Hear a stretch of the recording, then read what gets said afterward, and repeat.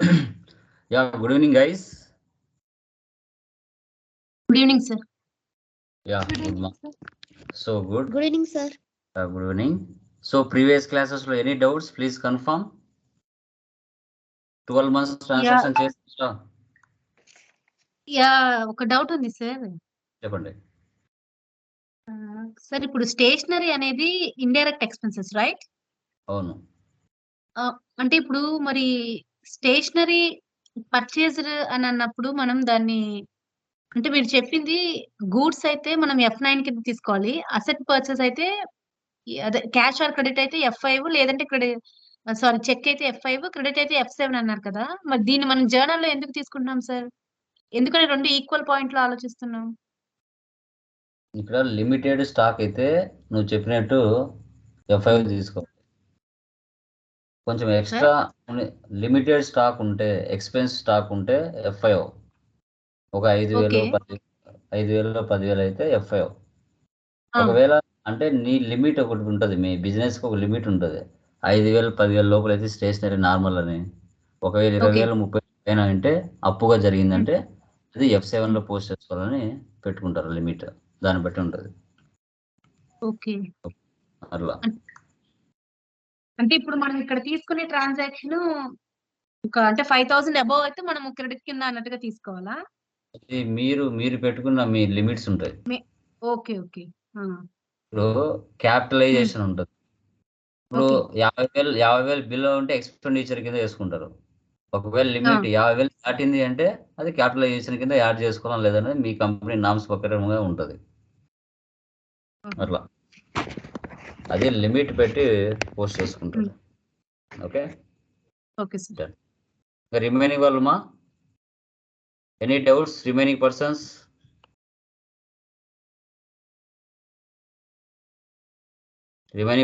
Doubts ఉన్నాయా? Okay done. 12 months transaction చేశారా? 12 months మార్చి వరకు చేశారా? ఫిబ్రవరి వరకు అన్ని కరెక్ట్గా వచ్చినాయా? ఇంకా చేయలేదు సార్. 3 మంత్స్ ఇంకా పెండింగ్ ఉంది సార్. హోంవర్క్ నిన్న బాగా ఎక్కువగా ఉంది సార్. Okay done. నిదానంగానే చేయండి, ప్రాబ్లం లేదు. నిదానంగానే చేయండి. ఓకే, నెక్స్ట్ చూడండి. Provision entries, year end adjustments ఎందుకు ఉపయోగిస్తాం?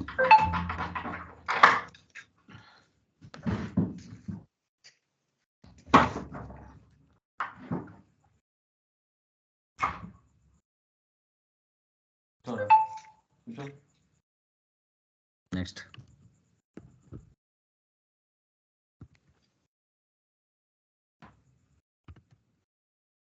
నిన్న మనం ఏ కంపెనీ అయితే చేసామో అదే కంపెనీ ఓపెన్ చేసుకుని ఎంటర్ ఇవ్వండి.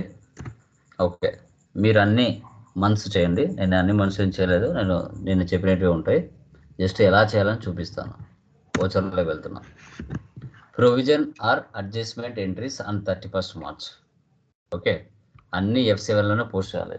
అన్నీ కూడా F7.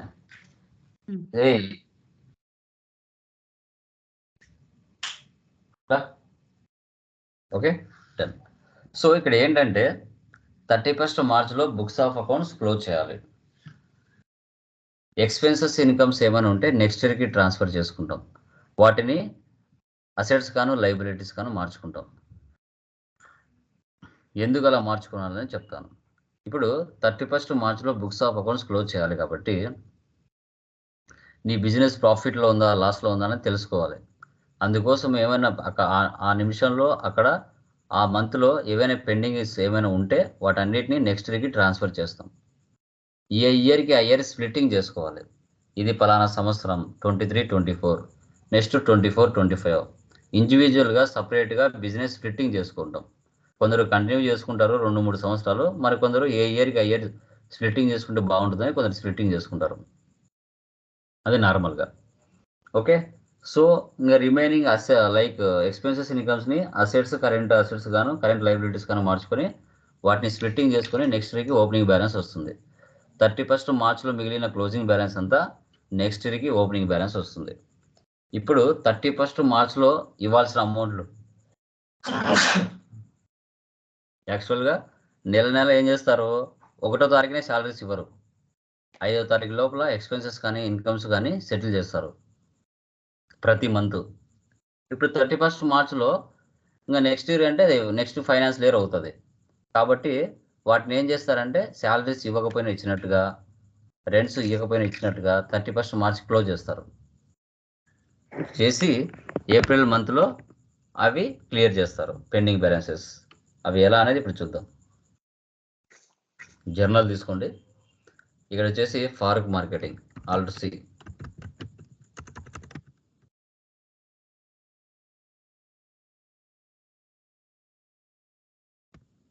Country debtors control A. So 20,000 fees. Next office rent ఉంటుంది కదా, ఆల్రెడీ మీరు చేసి ఉంటారు. ఎంత ఇక్కడ 2,500. పేయబుల్స్ అన్నీ రేట్ తీసుకోవాలి. పేయబుల్స్ అన్నీ రెంట్ పేయబుల్ ఆల్ట్ సి. ఇక్కడ ప్రొవిజన్స్ అన్న కరెంట్ లైబిలిటీస్ అన్న ఒకటే. ప్రొవిజన్స్ అన్న కరెంట్ లైబిలిటీస్ అన్న ఒకటే. నెక్స్ట్ శాలరీస్ ఎంత ఉంది ఇక్కడ 12,000 alt C salary payable. Sir, ఆ పేయబుల్ అనే మీనింగ్ ఏంటి సార్? పేయబుల్ అంటేనే అర్థం ఏంటి? అవును, అంటే శాలరీ నుంచి శాలరీ పేయబుల్ అంటే మళ్ళీ అర్థం ఏంటి చెప్పండి. పేయబుల్స్ అంటే ఏంటి? మనం పే చేస్తున్నట్టు. అదే కదా మీనింగ్. మనం పెండింగ్ బ్యాలెన్సెస్ వాటిని ఇవ్వాల్సిన అమౌంట్లు ఉన్నాయి అని మీనింగ్. పేయబుల్ అని ఉంది కదా. పేయబుల్ అంటే అర్థం ఏంటి? మనం పే చేయాల్సిన అమౌంట్లు. అవుట్ స్టాండింగ్ అంటారు. మనం ఇక్కడ పెయిడ్ అనే పదం యూజ్ చేయట్లేదు. ఇక్కడ పేయబుల్స్ అంటున్నాం. అంటే చెల్లించాల్సిన బిల్లులు, పెండింగ్ ఉన్న బిల్లులు అని అర్థం. Next office expense.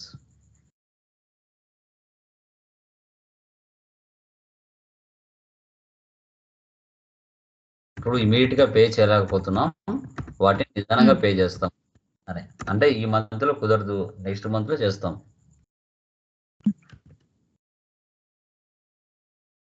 బిల్ ఎంత 1690.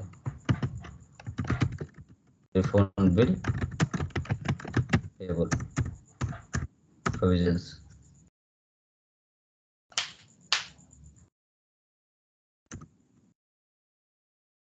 Next conveyance bill 1300 conveyance payable.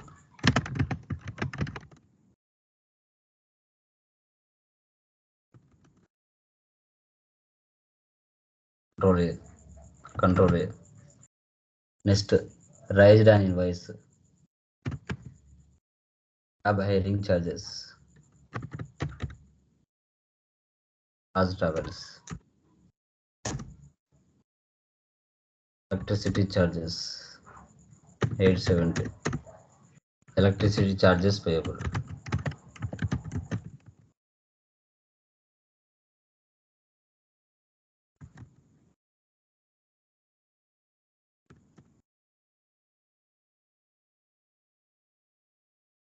Next depreciation.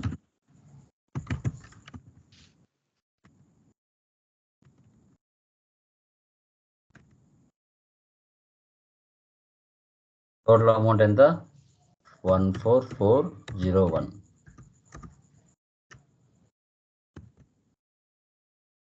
Computer 5610.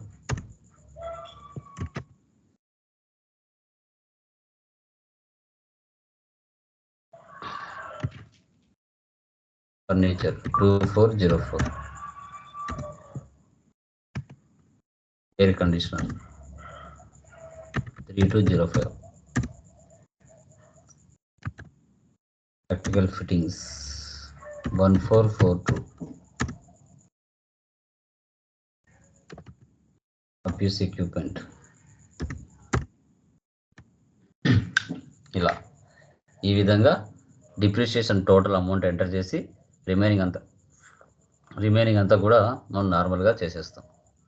Okay, done. Next magazine subscription expense.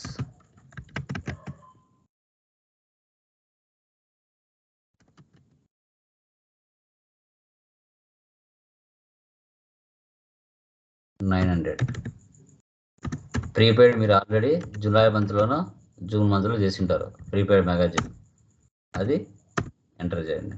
Credit. Next insurance expense, indirect expenses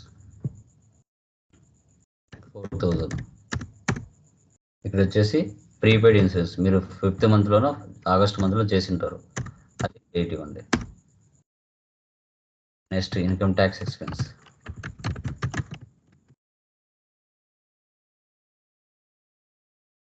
indirect expense 17500. Income tax payable,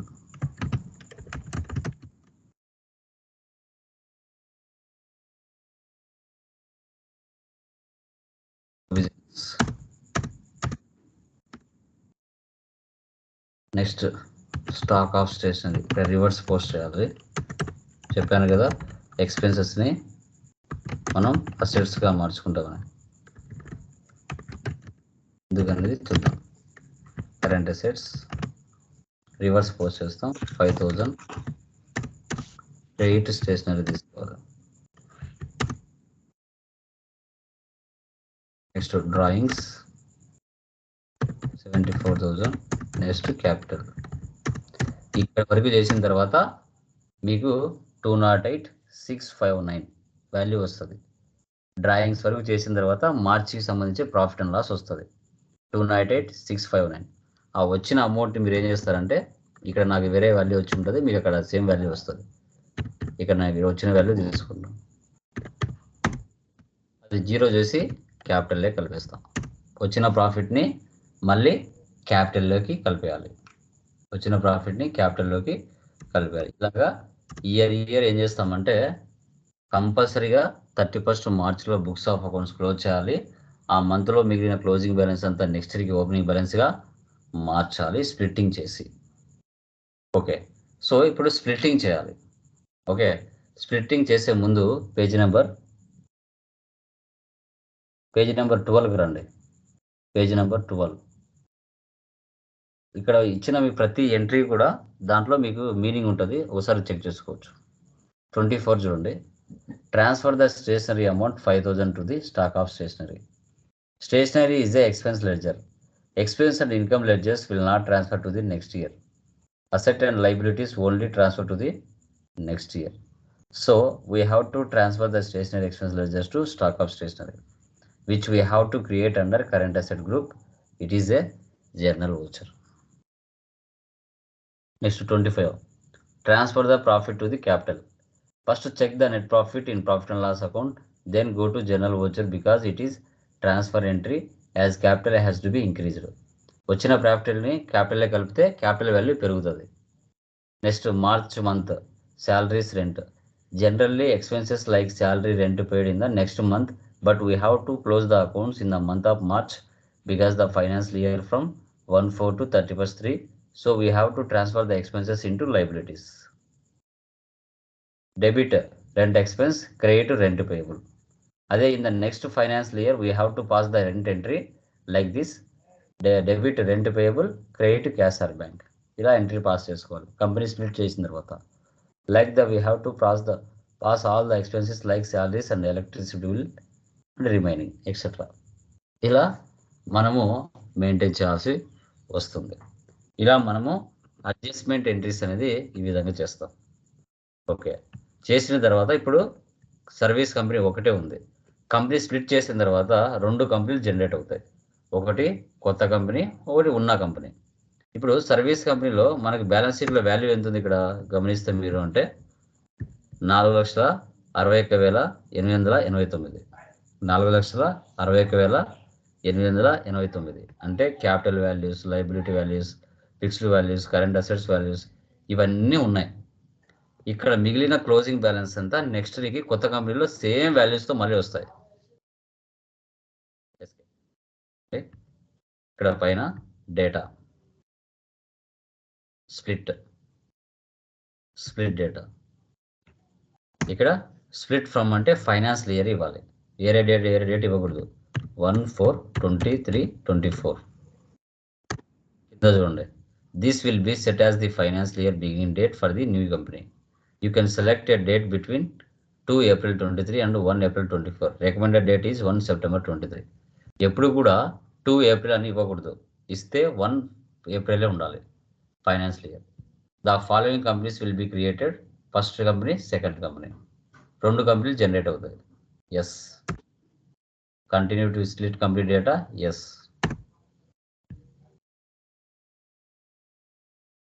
రెండు కంపెనీలు జనరేట్ అవుతాయి. ఒకటి పాతది ఉంటుంది ఆల్రెడీ, చూసారా? ఈ service company అనేది పాతది. ఈ 23, 24 అని 2 కంపెనీలు వచ్చినాయి. ఈ మధ్యలో 23 ఉంది కదా, ఇది డూప్లికేట్ కంపెనీ. నో వోచర్స్ ఉంది కదా, ఇది కొత్త కంపెనీ. మనం ఏమంటే ఆల్టర్ చేసుకోవాలి ఏది ఏ కంపెనీ అనేసి. సో అప్పుడు ఆల్టర్ చేసుకోవాలనుకుంటే కంపెనీలోకి వెళ్ళి ఆల్టర్లోకి వెళ్ళండి. ఈ మధ్యలో ఉంది కదా 23 కంపెనీ, అది ఓపెన్ చేసి డిలీట్ చేయండి. అది డూప్లికేట్ కంపెనీ. డిలీట్ అయిపోయిందా? మళ్ళీ ఆల్టర్లోకి వెళ్ళి సర్వీస్ కంపెనీ ఫస్ట్ సెలెక్ట్ చేయండి. కంట్రోల్ రైటర్ ఇస్తే కర్సర్ లాస్ట్కి వస్తుంది. ఇక్కడ ఇవ్వండి 23, 24 financial year. Control A save. Next కిందికి రండి. కంట్రోల్ రైటర్ ఇది వచ్చేసి 24, 25 ఇవ్వండి.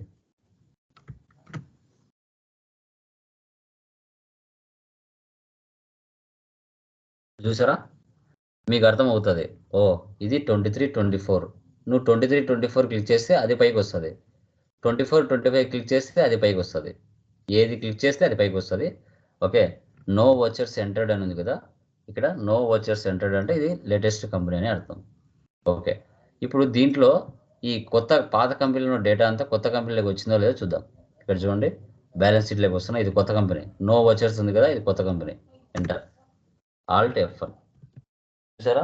మొత్తం వచ్చింది 4,61,889. 4,61,889. Capital value, provisions, sundry creditors. చూసారు ఇక్కడ అసెట్స్ ఇలా సన్రీ డెప్టర్స్,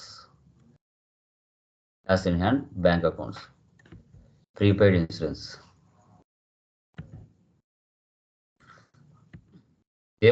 మొత్తం వాల్యూస్ వచ్చేస్తాయి. ఇప్పుడు ఏం చేస్తామంటే కొత్త కంపెనీలో మన అక్కడ క్వశ్చన్లో చెప్పినట్టు ఏమన్నాడు, 31st Marchలో మిగిలిన క్లోజింగ్ బ్యాలెన్స్ అంతా నెక్స్ట్ April 1st వీక్ లోపల వాటిని క్లియర్ చేస్తాం. పేయబుల్స్ ఉన్నాయి కదా, ఇప్పుడు పేమెంట్లో 31st Marchలో మన జర్నల్లో F7లో తీసుకున్నాం. ఇప్పుడు ఏం చేయాలి, కొత్త కంపెనీలో పేమెంట్లో తీసుకోవాలి. పేమెంట్, రెంట్ పేయబుల్, అవి ఇప్పుడు క్లియర్ చేస్తున్నాం. 2,500 క్యాష్, అవి క్లియర్ అవ్వడం లేదే. ఎందుకు అవ్వలేదు చెప్పండి? కొత్త కంపెనీలో date cannot be below the financial year beginning date.